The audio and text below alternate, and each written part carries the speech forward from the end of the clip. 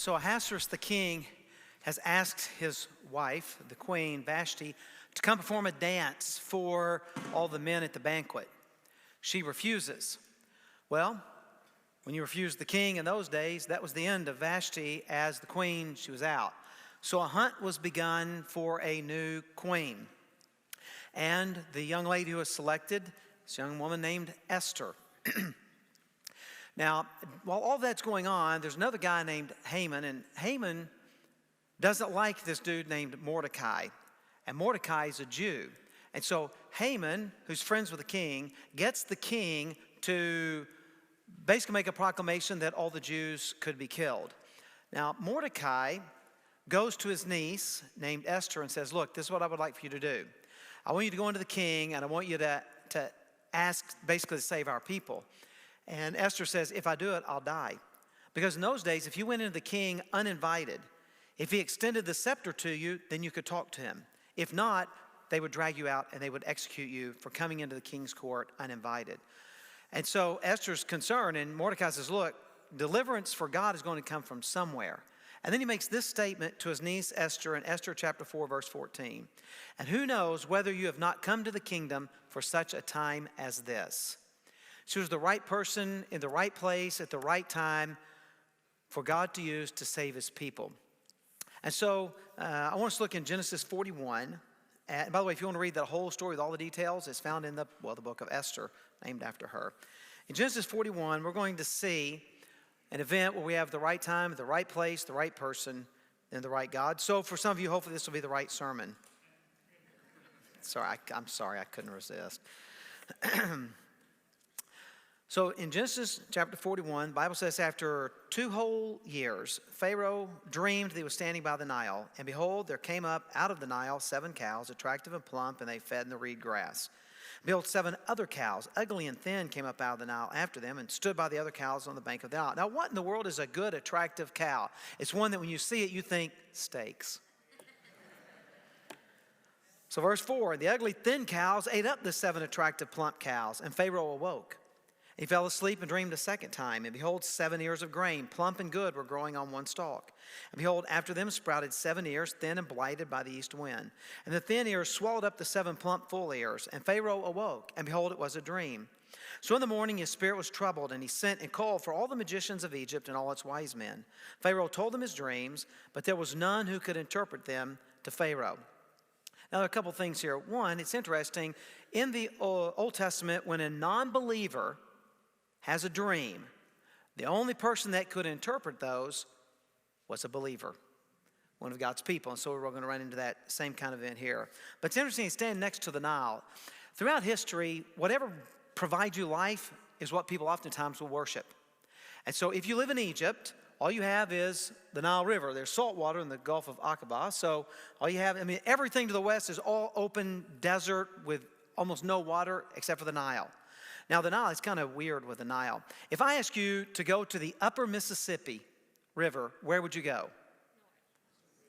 You go by the Great Lakes, Minnesota, or somewhere up there like this. If I ask you to go to the lower end of the Mississippi River, where would you go? Someone said New Orleans. That's correct. You go to New Orleans. Now you go down to the end. And at this time of year, if you went there, you could get yourself some fresh bull crawfish. That's why they boil it in really spicy water, and then you pinch the tail off, and you eat the little piece of meat out of the tail, and then you turn around, and you suck the brains through the body. It's called pinching tails and sucking heads. We spent 10 years in South Louisiana. I'm one of the few people that actually does enjoy sucking the heads on crawfish, and we'll get to do it in heaven. Can't find the verse, but how could it be heaven without crawfish? And then you could chase it down with some king cake this time of year. And so that's usually the upper end's north. But the Nile River's backwards. The Nile River flows from south to north. And so the upper Nile is actually on the south end, and the lower Nile is on the north end, because God always does something just to keep us on our toes. And so out in the Delta area, especially on the lower Nile up on the north end, it's because the Nile River provided water, and so that's why they're all next to the Nile River. The most interesting statement, though, is at the end of verse 8, where it says that the magicians and the wise men come, and Pharaoh told them his dreams, but there was none who could interpret them to Pharaoh. Now, the magician's job is to interpret a dream, and the wise man's job is to say, okay, here's the action you should take as a result of this dream and its interpretation. Now, let's be honest, these magicians could never interpret a dream. I mean, they're pagans. It's like going to fortune teller. They're always wrong. And oftentimes demon-possessed, and much like these guys. So they couldn't interpret a dream anyway. Now let's just think this thing through. You're a magician. Your job is to interpret dreams.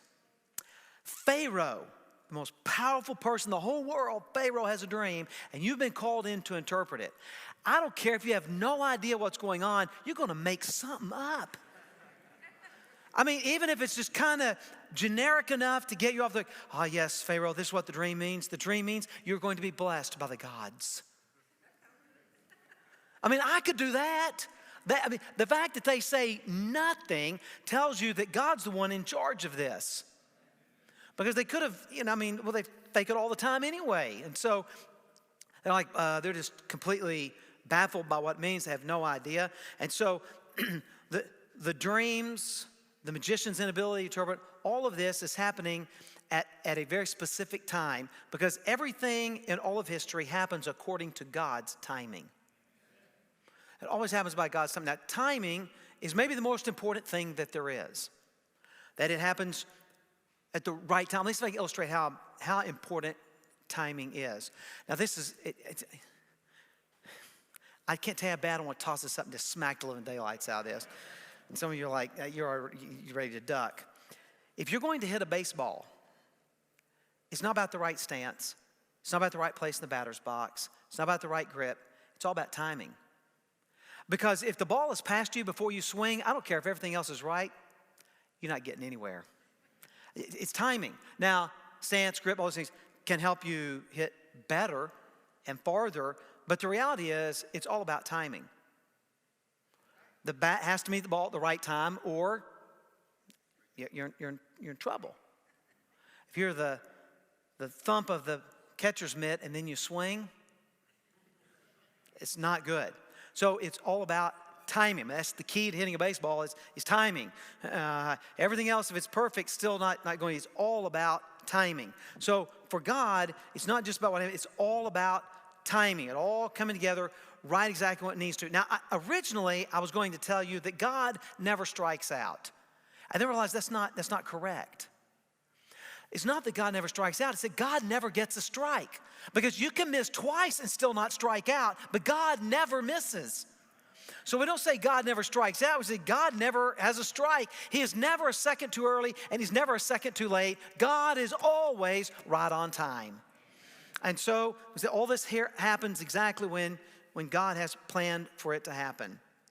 So we have the right timing, but now we got the right place. Verse 9. Then the chief cupbearer said to Pharaoh, I remember my offenses today.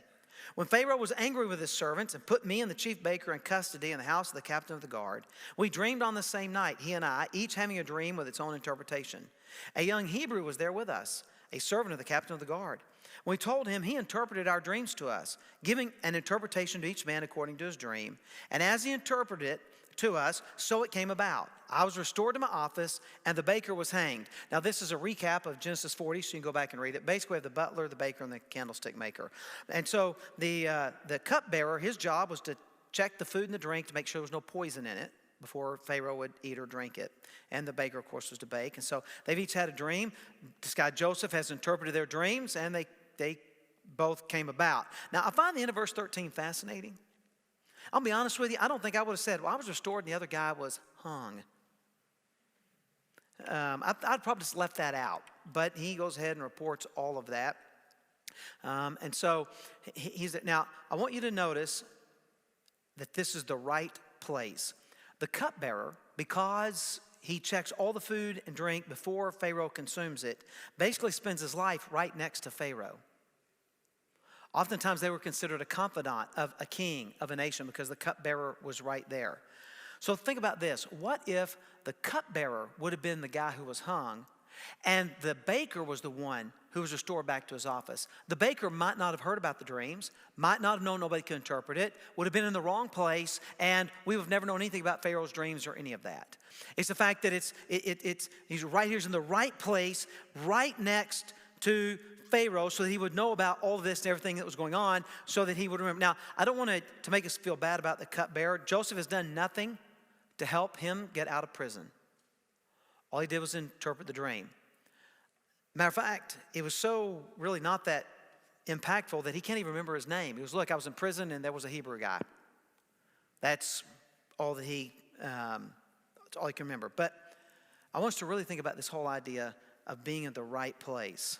So we get that Pharaoh's in the right place because he's got the power to do something. We realize that the cupbearer's in the right place because he's right next to Pharaoh, so he can hear everything and he can report about Joseph. But think about this. What if Joseph would have been released from prison by this point?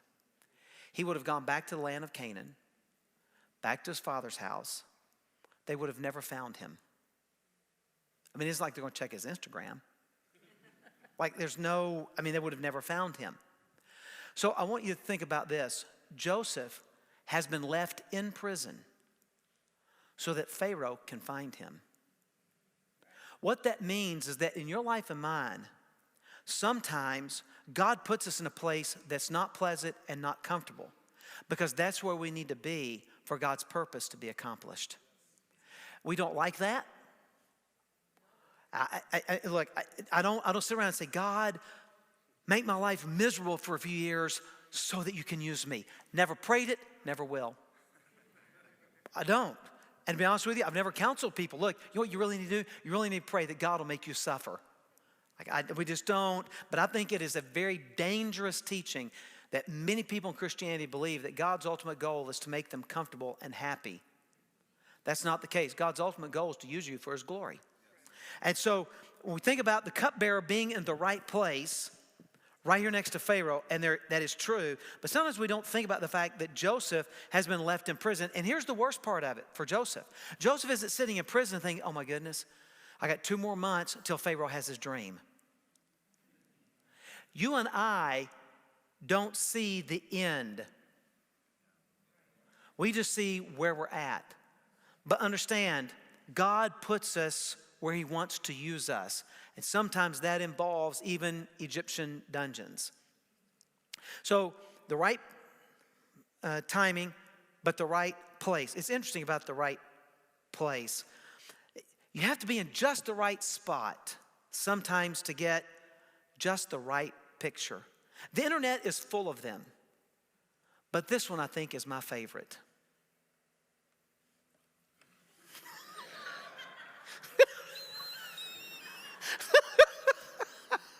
I just want to leave it up there for a little bit, just let you look at it. I mean, the photographer had to be in I was going to show you several of them, and when I ran across this one, I thought, this is like the greatest spot to ever take a picture. You have to be just the right angle to get just the part of the billboard and the church's name and all. I just love it. It just cracks me up. And so, God, it's the timing, but it's also the right place to make everything come together according to his purpose. So we have the right timing, we have the right place, and then the kind of the meat of the account, beginning verse 14, is the right person, who's going to be Joseph. Then Pharaoh sent and called Joseph. They quickly brought him out of the pit.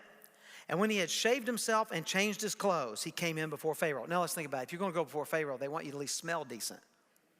So dude's been in prison. So they shave him, shower him, put on some clean clothes. And when they shaved him, they probably even shaved hair off the top of his head, which is not a bad look. And because you've seen the pictures like of the Egyptians, and they've shaved their heads, and so maybe that they even shaved his head, the top of his head as well. So they clean him up, bring him into Pharaoh. Verse 15, Pharaoh said to Joseph, I've had a dream, and there is no one who can interpret it. I've heard it said of you that when you hear a dream, you can interpret it. Now Joseph has finally been humbled after his time in prison. He's pretty cocky as a young teenager in early 20s, but now God has brought him to a point of humility. He said, nope, it is not in me. I cannot interpret. God will give Pharaoh a favorable answer. He recognizes that everything happens by God's power and might. Then Pharaoh said to Joseph, behold, in my dream I was standing on the banks of the Nile. 7 cows, plump and attractive, came up out of the Nile and fed on the reed grass. 7 other cows came up after them, poor and very ugly and thin, such as I never seen in all the land of Egypt. And the thin, ugly cows ate up the first 7 plump cows. But when they had eaten them, no one would have known that they had eaten them, for they were still as ugly as the beginning. Then I awoke. I also saw in my dream 7 ears growing on one stalk, full and good. 7 ears withered, thin, and blighted by the east wind sprouted after them. And the thin ears swallowed up the 7 good ears. And I told it to the magicians, but there was no one who could explain it to me. Now I've asked myself, why in the world does Pharaoh repeat? Why is the Bible? The Bible could have just simply said Pharaoh told him his dream. Like, why do we need to have it repeated? Well, I think there are a couple of reasons. One is it communicates to us that this has made quite an impression on Pharaoh. He remembers all the details. It was that vivid and powerful a dream that it has really, really stuck with him. But I think there's another reason why we have the whole thing is to make sure that it's been communicated clearly to Joseph that what's going to happen is according to God, and to show the failure of the magicians. Now, let's think this through. You're a magician. Your job is to interpret. You haven't been able to come up with anything. They bring this guy out of prison, clean him up, bring him before Pharaoh. You know he's been in jail. You've been in the king's court, but he's been in jail. The king says, I hear you interpret. He said, well, nobody can interpret but God. Pharaoh repeats the dream. I'm waiting for one of the magicians to go, I've got it, I've got it, I've got it, I've got it. Okay, now that you repeat it again, I've got it, I know what happened. I mean, wouldn't you expect that? In some sense, their life could be on the line. And so, king, I've got it. I know what it is. And so, but nothing. Matter of fact, I don't really think the king just said, I told it to the magicians. I think the king said, I told it to the magicians, and like pointed at them. It's kind of a shot at them, like, my guys couldn't do it. What can you do? So, verse 25, Joseph said to Pharaoh, the dreams of Pharaoh are one. God has revealed to Pharaoh what he's about to do. So here's what's going to happen. The 7 good cows are 7 years. The 7 good ears are 7 years. The dreams are one. The 7 lean and ugly cows that came up after them are 7 years. And the 7 empty ears blighted by the east wind are also 7 years of famine. It is as I told Pharaoh. God has shown to Pharaoh what he is about to do.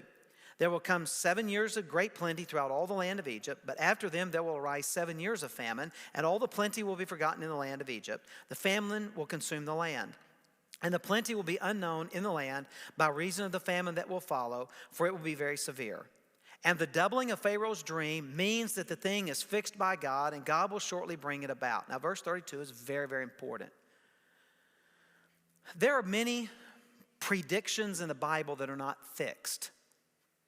Judgment is coming unless you repent. In other words, they're a prediction of what will happen if you don't change your ways. As parents, we do this often. And we threaten. I prefer the term promise. And so, it is not, this is what's going to happen. This is what's going to happen if you don't do this. What he's saying here is, this is not a dream to warn you to change your ways. This is, it's going to happen, period. And I'm telling you, there is a judgment that we are warned of in the Bible that is coming, period.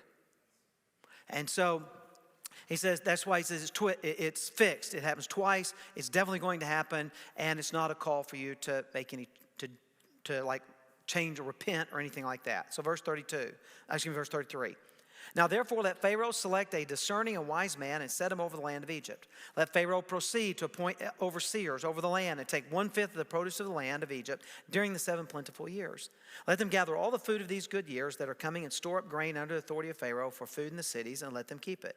That food shall be a reserve for the land against the 7 years of famine that are to occur in the land of Egypt, so that the land may not perish through the famine. Now I want to go back because I want you to note what we have here. At the end of verse 24, Pharaoh has recounted his dream, and he says, I told it to the magicians. Because remember, the job of the magicians is to do what? Interpret. And the job of the wise men is to, like, suggest something, tell them how to apply, what to do in response. So notice what Joseph is.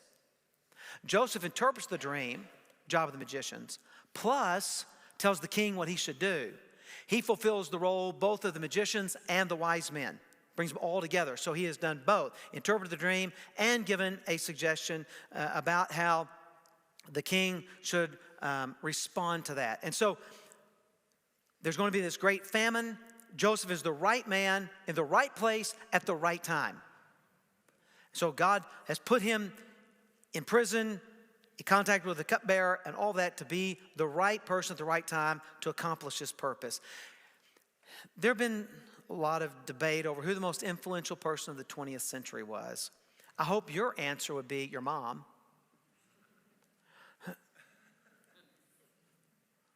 But many people believe that Winston Churchill was the most influential, important person in the 20th century.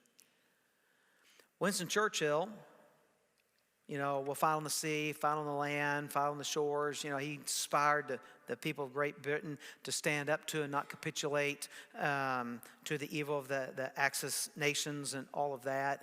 And his speeches are pretty good for a dude that was perpetually drunk. And Churchill wasn't exactly the best role model in terms of character, but for that time in our world, he was the right person. He was the right one to lead through, a transformative few years, known as World War II. And so Joseph is the right person right here. So right time, right place, right person. And now we're going to see the most important character in this account, and that is the right God. This proposal, verse 37 says, this proposal pleased Pharaoh and all his servants. And Pharaoh said to his servants, can we find a man like this in whom is the Spirit of God? Then Pharaoh said to Joseph, since God has shown you all this, there is none so discerning and wise as you are. And again, I kind of see him looking at the magicians and wise men when he says this. Verse 40, you'll be over my house, and all my people shall order themselves as you command. Only as regards the throne will I be greater than you. So you're going to be the second most powerful person in the most powerful country in the world. And Pharaoh said to Joseph, see, I've set you over all the land of Egypt. Then Pharaoh took his signet ring from his hand and put it on Joseph's hand, clothed him in garments of fine linen, put a gold chain around his neck, made him ride in his second chariot, and they called out before him, bow the knee. Thus he set him over all the land of Egypt. Moreover, Pharaoh said to Joseph, I am Pharaoh. Without your consent, no one shall lift up hand or foot in all the land of Egypt. And Pharaoh called Joseph's name Zephanath-Paneah, and he gave him in marriage Asenath, the daughter of Potiphar, priest of On. So Joseph went out over the land of Egypt. So he has position, second command to Pharaoh. He has power. Everybody has to do what he says. And now he has a people. He's been given a bride.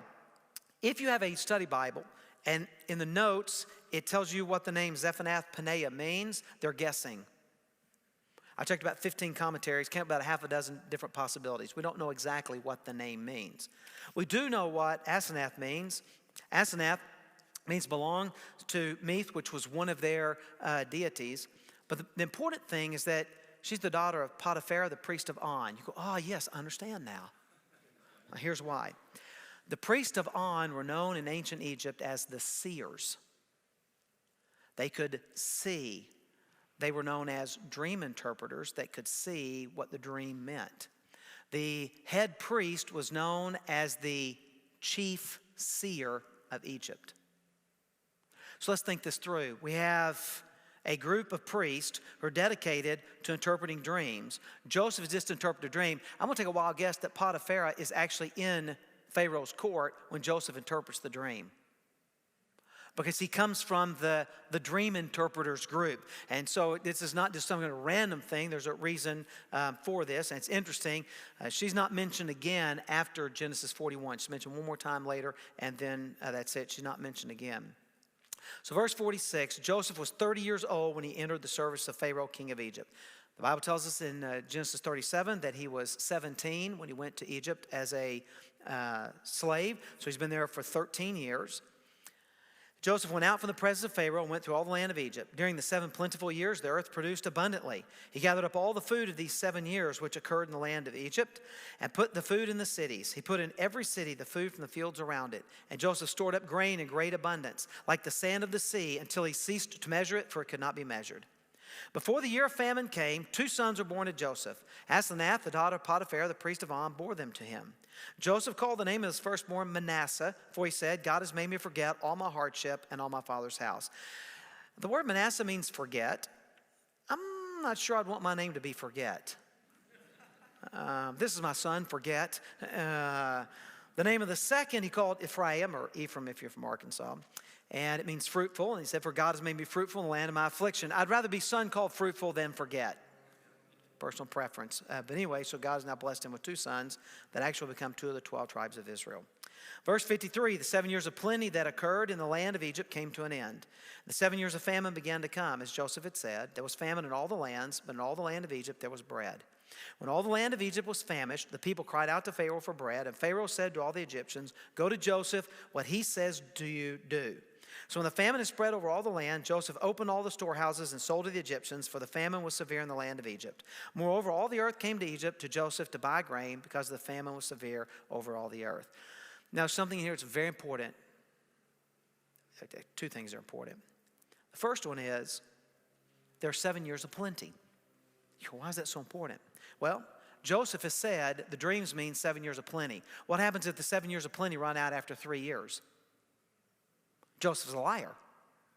It's not right.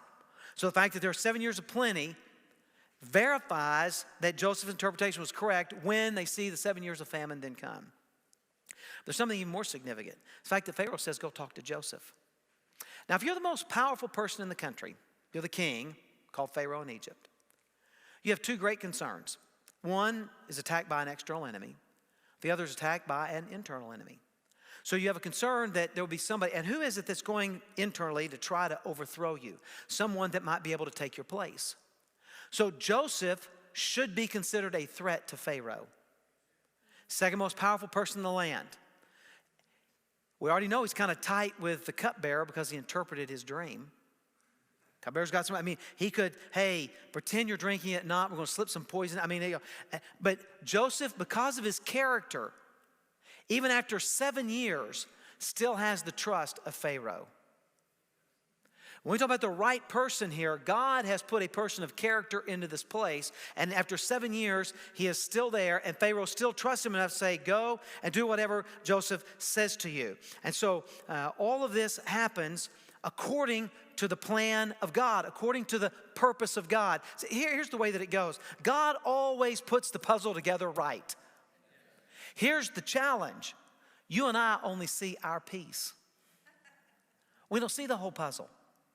And sometimes we wonder, why am I here? Why has God placed me here? But I'm telling you, God knows what he is doing. And no matter where he puts you, trust him, follow him, and glorify him. How many of you have a favorite movie? And now some of you are like, I'm not raising my hand because if he asks, I can't tell. That's a bad movie. Oh, maybe it shouldn't be your favorite. And some of you are thinking, man, I'm 60 and my favorite movie is Cinderella, Disney's cartoon version. Like you don't want us to know you still watch cartoons.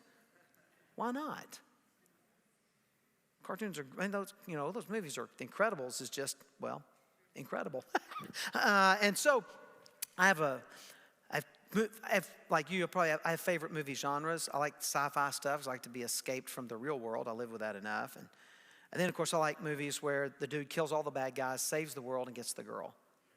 Why not? I'm a guy. Those are the kind of movies we watch. Do we have any real men in here? This is the kind of movie we watch. Kill all the bad guys, save the world, get the girl. Guys, we don't watch the Hallmark Channel. By choice. We just do it out of love and sacrifice. And so those, that's the kind of movies that I like. But regardless of what kind of movie, if it's your favorite movie, it's probably because to have a really good movie, you need to have the right actors. There have been some movies that would have been good, but it was just a poor selection of the stars, the people that act in it. Just wasn't good. You need the right lighting. You'll be able to see what's going on. You need the right dialogue. You need all the right action. You need the right sets. You need all that stuff. All has to come together. But if you have the right actors, the right set, the right lighting, the right crew, the right location, everything is perfect, and the director is a buffoon, you're still not going to get a good movie. Like the key, the person that puts it all together, the one who works on the rehearsals and gets everything in place, the one who kind of is the mastermind behind the whole thing is the director. So I'm telling you, the greatest director in all of history is God, because he always gets it right. He always puts you where you belong and does what ought to be done for his own honor and his own glory. And so when we read this account, we see it's the right timing, the right place, the right person, but ultimately it's the right God who puts it all in place. He is the one who's the director of this entire drama that we read about. And I'm telling you, he is the director in your life as well, and God will never make a mistake. Ever. in your life. Now, we see this ultimately, of course, in the life of Jesus. He came at the right time. He came to the right place. And there's no doubt he was the right person because he's the only one qualified to die in our place for our sins. And we see that it is all according to the plan of God because Jesus didn't just die for us as predicted in the Old Testament, but he rose again on the third day as predicted in the Old Testament. And so, matter of fact, here's how assured the New Testament is that God knew what he was doing. It was all part of his plan. The Bible says that Jesus was crucified before the foundations of the world.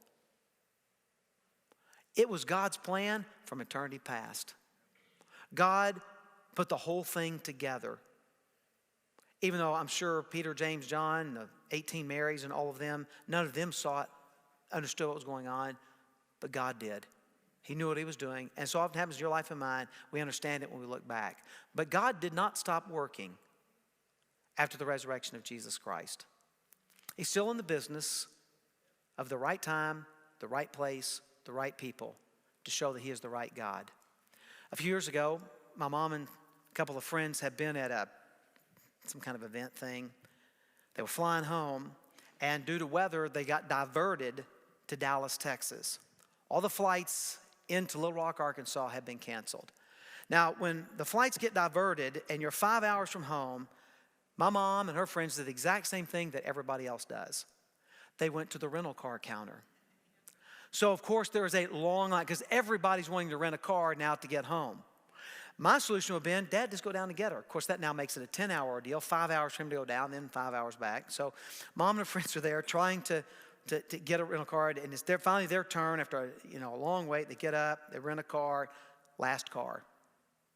Now, that's very important for what was about to happen. The guy behind them, they kind of step out of line, waiting on some of the final paperwork. The guy behind is dejected and just said, basically, I have to get to Little Rock, and I have to get there tonight because I have a job interview tomorrow morning. He had been interviewing by phone from overseas, had come in and was headed to Little Rock and ended up getting diverted to Dallas and needed to be there for his job interview the next morning. So my mom says, well, we're headed to Little Rock. Why don't you ride with us? So now let's paint the picture. With 3 old ladies. And yes, these things are streamed and preserved, so at some point my mom's probably going to see this, but she's old. She'll tell you that. You're all headed there. Some of you are a lot closer than the rest of us. And some of you are like, I'm already there. But regardless, so 3 old ladies and some dude from another country that they've never met, know nothing about. They all get in the car. You're thinking, this sounds like a horror movie. Like you're waiting for the da-na-na, that kind of creepy music, and we discover this guy's like, and so my mom ends up in the back seat with the guy, because there are 4 of them in the car, and of course when you're there, they start a conversation. It doesn't take long, and my mom begins to tell them about the most important thing in all the world, and that is to be forgiven by Jesus Christ.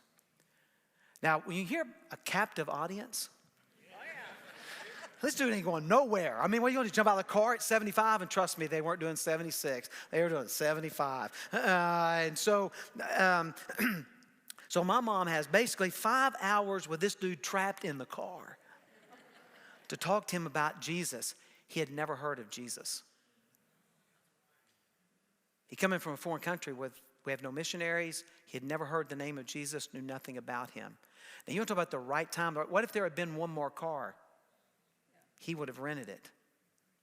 God, we don't think of no more rental cars as God's plan. Bad weather, diverted, in line one behind the other, final rental car, somebody just trying to be nice. No. The next time your life doesn't seem to go the way you think it ought to go, remember, it's going the way God thinks it ought to go. And so for 5 hours, Mama got to talk to this guy. They exchanged phone numbers. For the next several months, my mom continued to talk to the guy. And this is what I think heaven's going to be like. We're going to be in heaven, and we're going to have forever to talk to billions of people and hear their story about, I was in line, and I couldn't get a rental car, and some ladies offered me a ride, and one of them talked to me about Jesus. And a few months later, as the conversation continued, I gave my life to Jesus Christ. And we're going to get, this is how heaven's going to be like. You telling your story about you being in the right place at the right time. And God put the right person to tell you about Jesus Christ. Things don't happen by accident. So when you are in an Egyptian dungeon wondering, what in the world is God doing? Remember, He knows what He's doing even when you don't. He has a plan, and He will use you for His honor and your glory. I know, because we're going to see it in a few weeks, Joseph didn't understand what was going on until way later. I don't always understand what's happening in my life, and you don't always understand what's happening in your life. But when we look back later, we can go, man, I see God's hand at work in that. I can see God's purpose and God's plan. So remember, God doesn't always put you where it's comfortable and pleasant, but He knows what He's doing. He has a plan, He has a purpose, and He will pull it off at the right time, in the right place, put the right people there to bring glory to the right God, who is the one and only living and true God. Our Father, I cannot imagine what it would be like for Joseph in prison. And then he gets to interpret a dream, says, hey man, tell Pharaoh about me. Thinks he's going to get out, and 2 years later he's still in jail. And then how swiftly it all changed.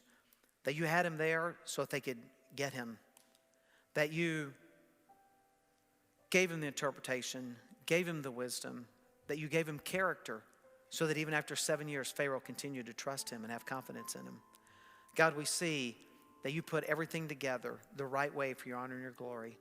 Help us when we don't understand what's going on to trust you, that you are the master director who's orchestrating and putting it all together to bring honor and glory to your name and to use us to bring that glory to your name as well. For it is in Jesus' name that we ask it. Amen.